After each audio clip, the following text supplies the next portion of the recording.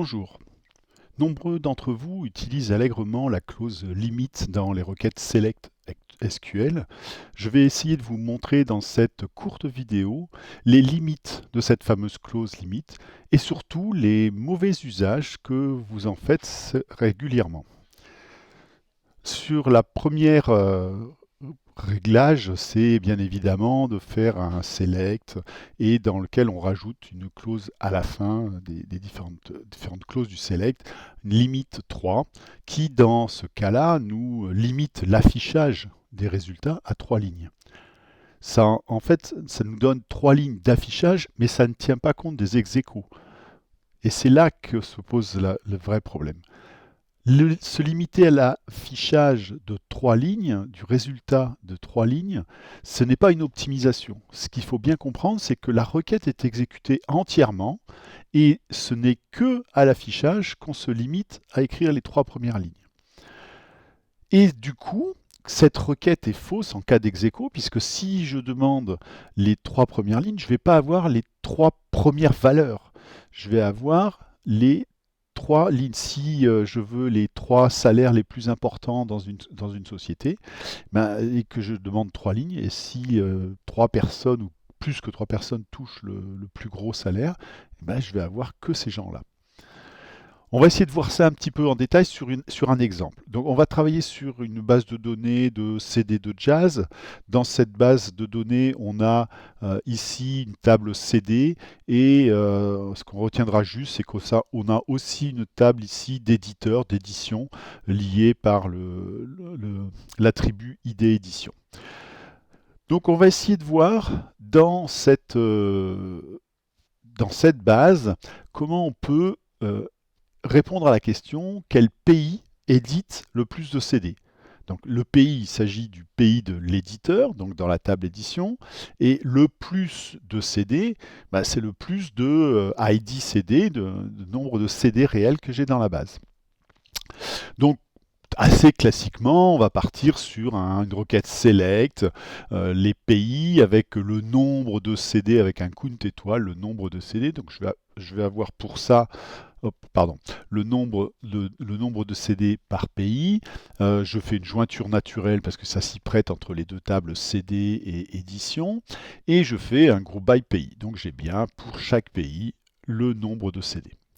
Ici, j'ai ma table, donc j'ai ma première table ici qui est en fait déjà triée order by le nombre de CD décroissant. Donc ici, j'ai la France qui a 21 CD, l'USA qui en a 21 et ainsi de suite. Dans le cas de l'utilisation d'un limite 1, puisque je veux le pays qui édite le plus de CD, la requête s'exécute complètement, mais à l'affichage, il ne m'affiche que la première ligne, donc uniquement France 21. Alors, on n'a pas eu de gain d'exécution de la requête, puisqu'elle s'est exécutée complètement, mais surtout elle est fausse.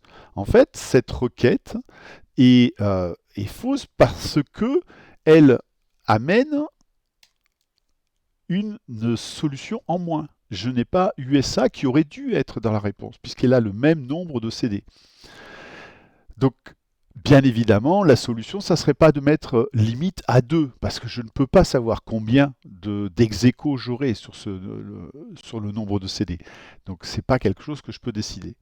Donc, la bonne façon, en fait, de répondre à cette question, de répondre à cette requête, ça va être de se faire le même début de requête, select le nombre de pays, avec le nombre de lignes, avec la jointure, grouper par pays, et par contre, je ne veux garder que les pays, ou les pays, qui ont le nombre de CD le plus grand.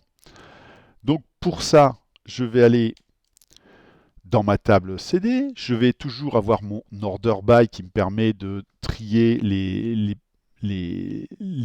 pays par nombre de CD décroissant. Et au lieu de dire que je veux garder que les deux premières lignes ou la première ligne, je vais dire que je veux garder les lignes telles que le nombre est supérieur ou égal à tous les autres nombres de CD par pays. Alors, c'est assez classique, le supérieur ou égal, ça correspond à chercher le max. j'aurais pu avoir un inférieur ou égal à all, c'était chercher le min. Donc là, je vais avoir la valeur maximum possible dans cet ensemble, select le nombre de CD par pays. Alors, ce qu'il y a de bien, c'est que cette sous-requête, select le nombre de pays, de CD par pays, en fait, c'est la requête que j'ai au-dessus. C'est déjà celle-là, c'est le select le nombre de pays compte avec un groupe by pays. C'est la même chose. Donc là, je n'ai quasiment que juste à la réécrire. Alors bien sûr, je ne réécris pas le pays.